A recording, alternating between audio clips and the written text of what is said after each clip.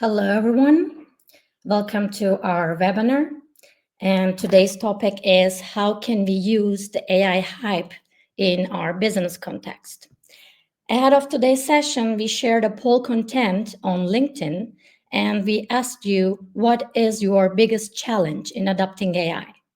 Over 50% of our participants said it's choosing the right techniques. And that's exactly one of the key points we will focus on today. And we will talk about what AI can really bring to businesses. I mean, what is the potential of AI? We will share practical techniques. We will throw real examples you can relate to. If you are looking for clear and actionable insights, you are in the right place.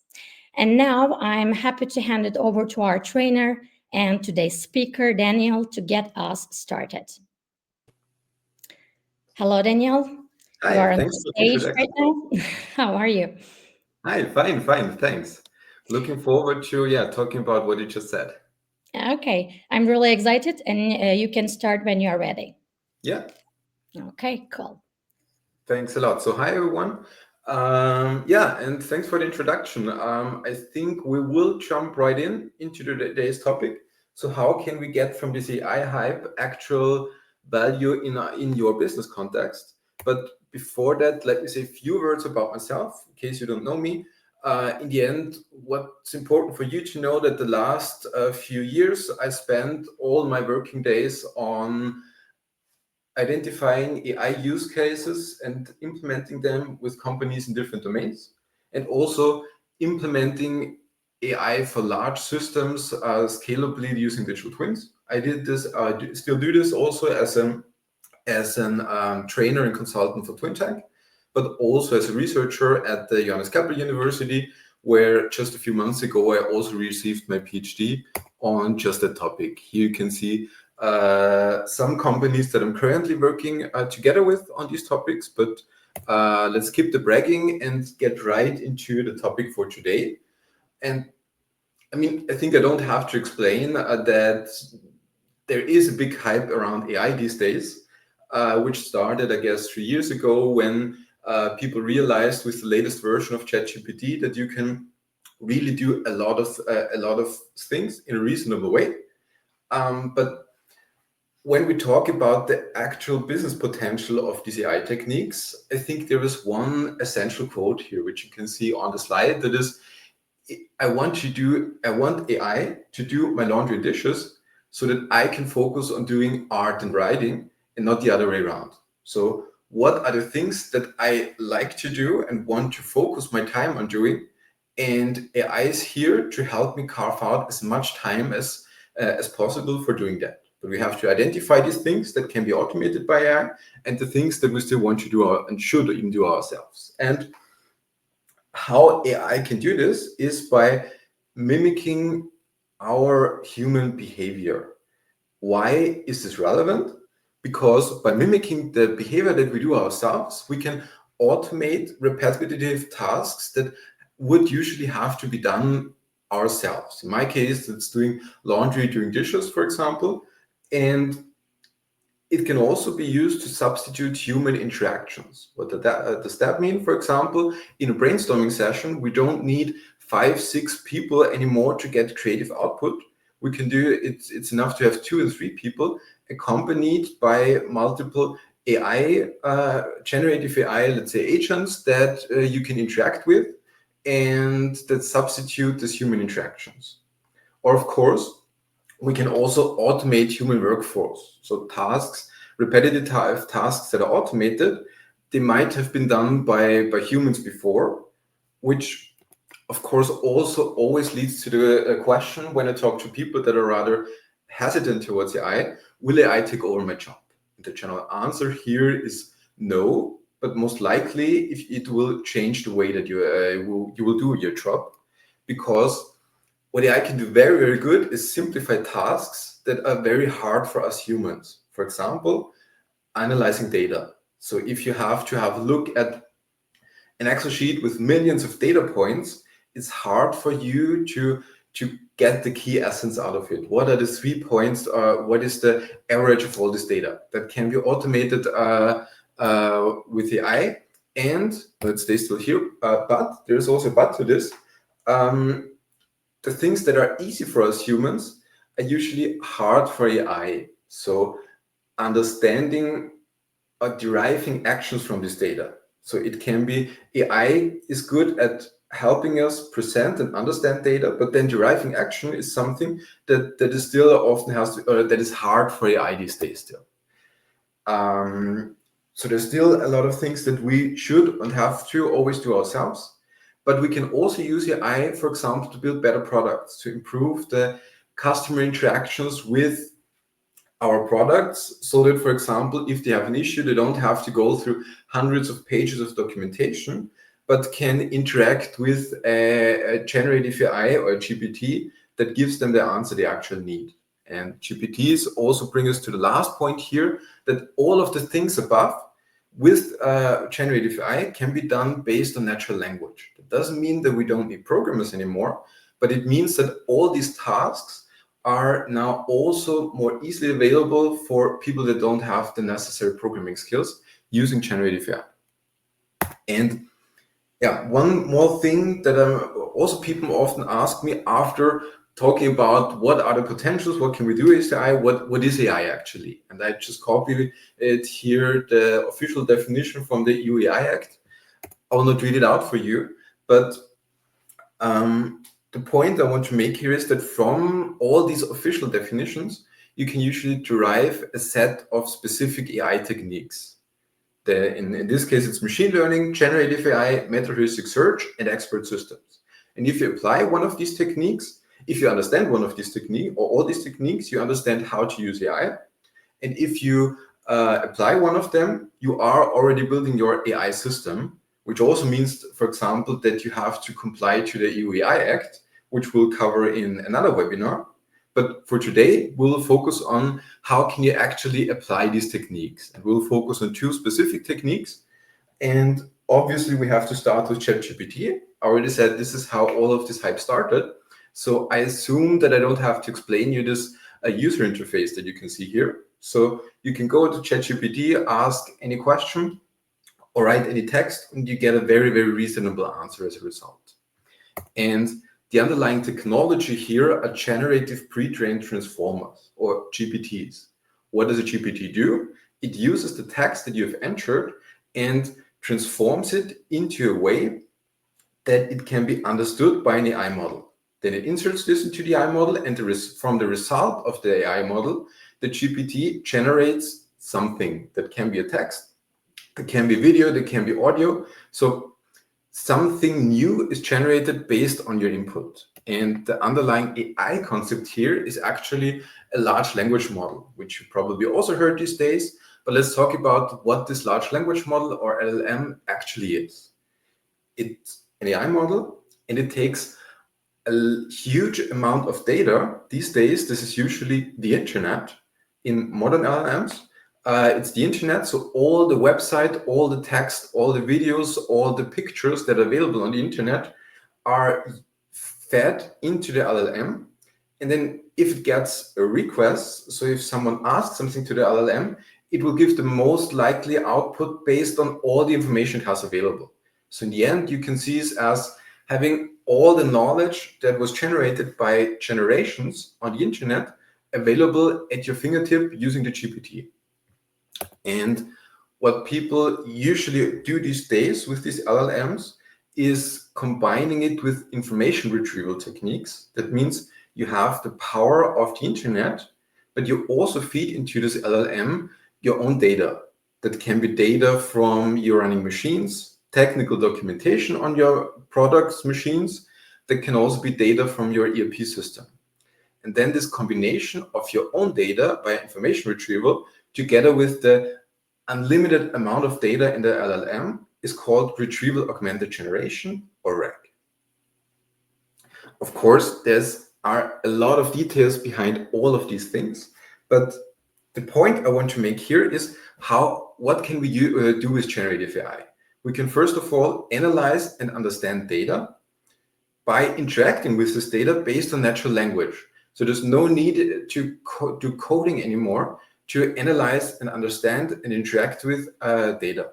This data can be large amounts of data, like everything from the internet, or it can be our own individual data, actually a combination of both data. But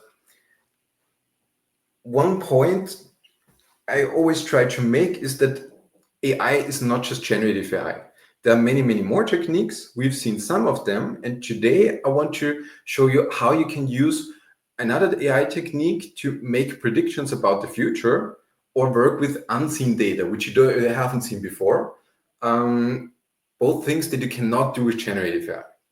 And for that, let me give you a short introduction to machine learning. In machine learning, we have a large amount of data available on the one side, and on the other side, we have new unseen data.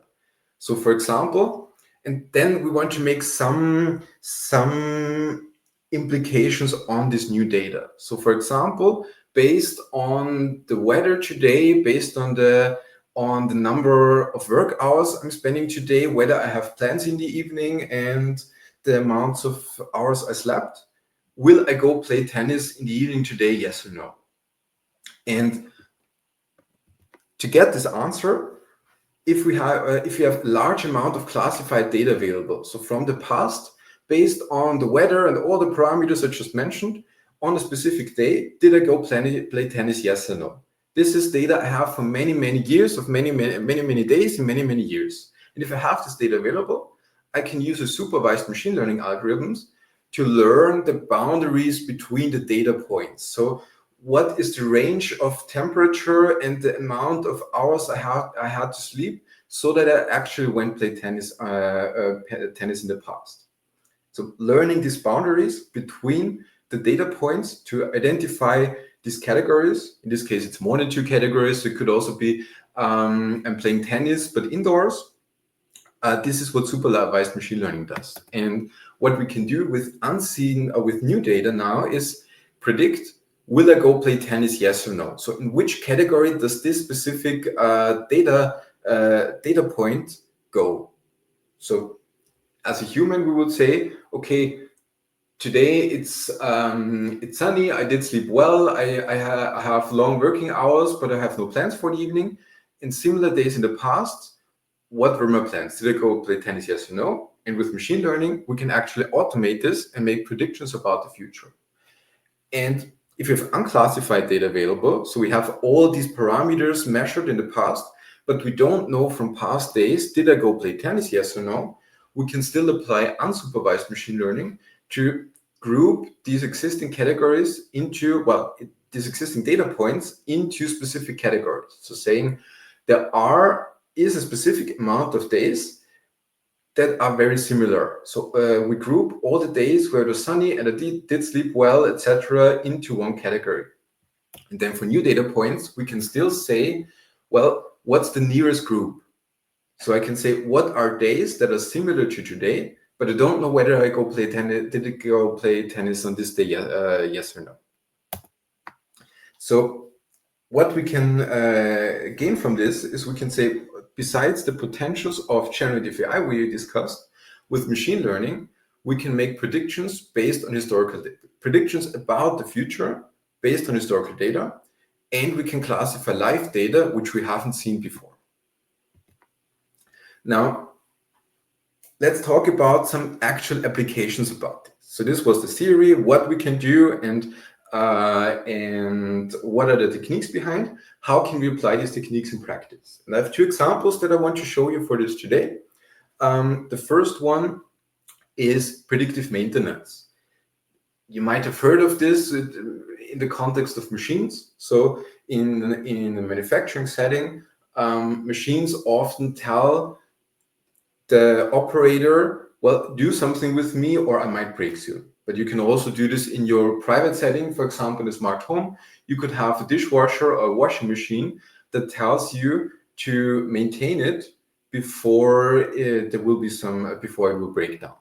And for that, the machine, whether it's a dishwasher or a robot, it sends live data to some anomaly detection service. And what the anomaly detection says is there something out of the ordinary in my data? So for example, while my dishwasher is running, is the vibration different from today? Is it different from usual? Does it vibrate more or less, or is there any weird sound that is not really ordinary? And this is all automated. We're using AI. We'll talk about it in a second. And in case there is something out of the ordinary, we found an anomaly, and we forward this anomaly to a predictive maintenance service. And what the predictive maintenance does, it says, what is the counteraction I have to perform to fix this anomaly? So do I have to maybe move my washing machine, or should I turn off the robot before it breaks? Or do I have to do a maintenance task? Something like that. And as I already said, we can actually implement this predictive maintenance scenario I just told you using machine learning.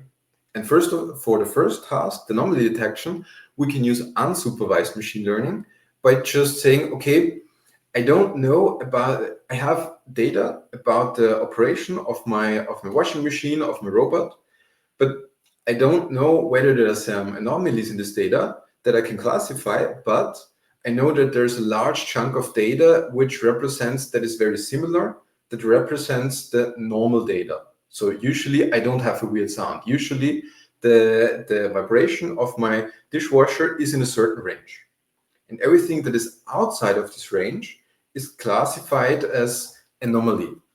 So the unsupervised machine learning calculates how far does my current data point from the current washing cycle deviate from the normal data that I have available. And if this deviation is too far, I found an anomaly.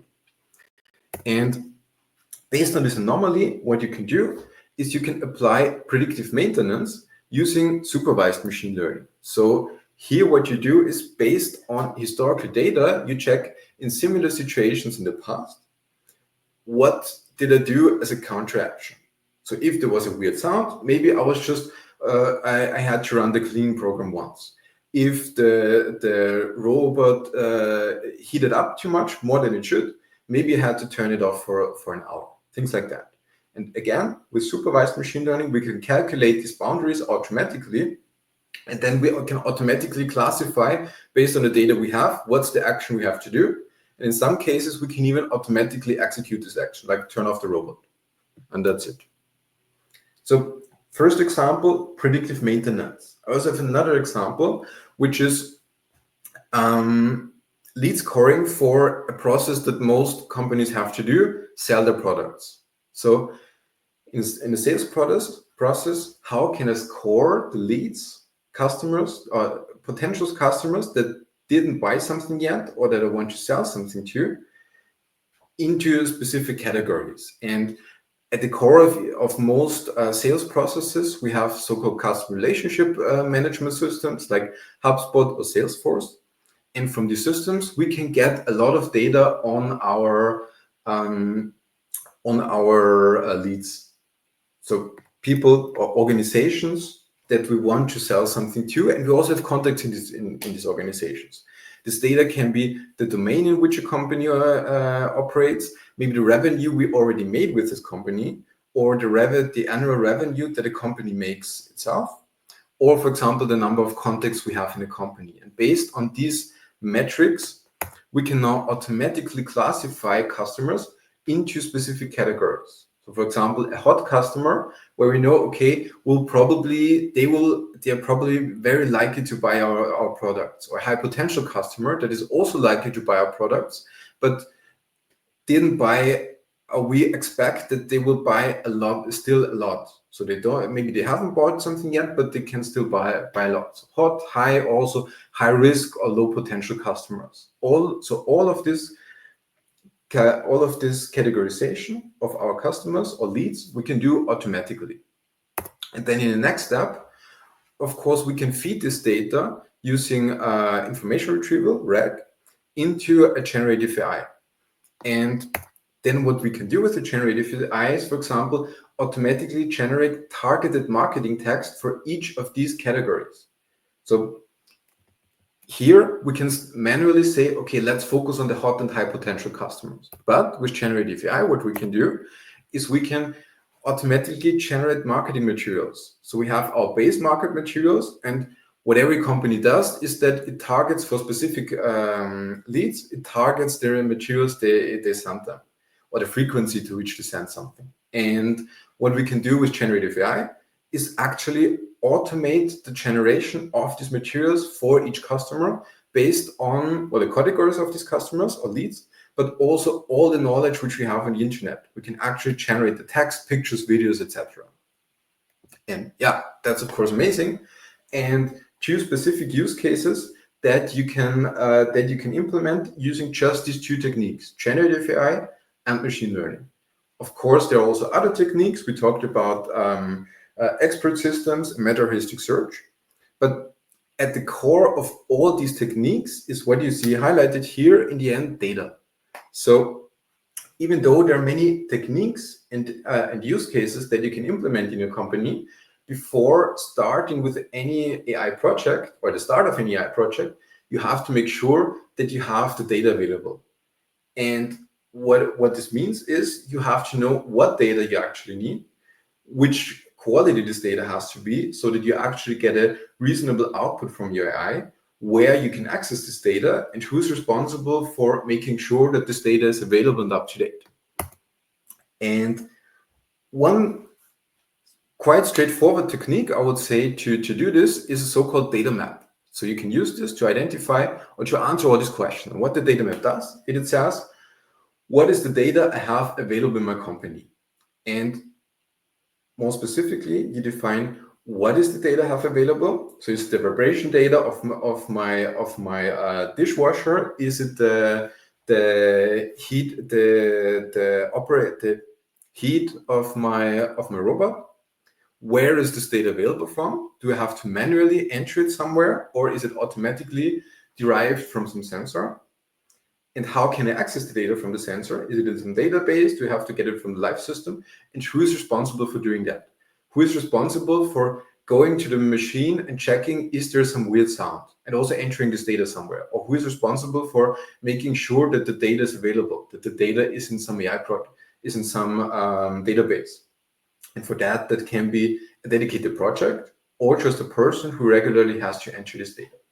And you can already see, based on this data map, you identify the data you have, but also the blind spots which you might have to fill before actually working on an AI project. So maybe for some data points, you know that you should have this data. Okay, vibration of a washing machine, it can't be that difficult, but you don't know where to get this from, or you don't know who's responsible for actually going to the robot and checking whether it works as it should.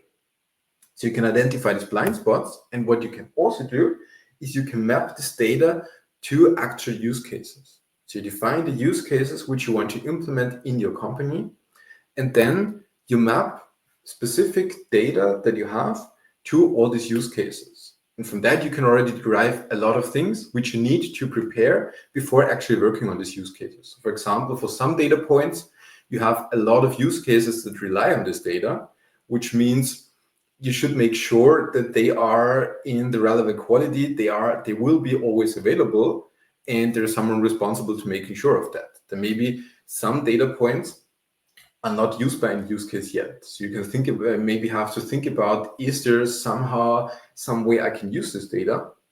Or otherwise you're measuring it, but not actually using it.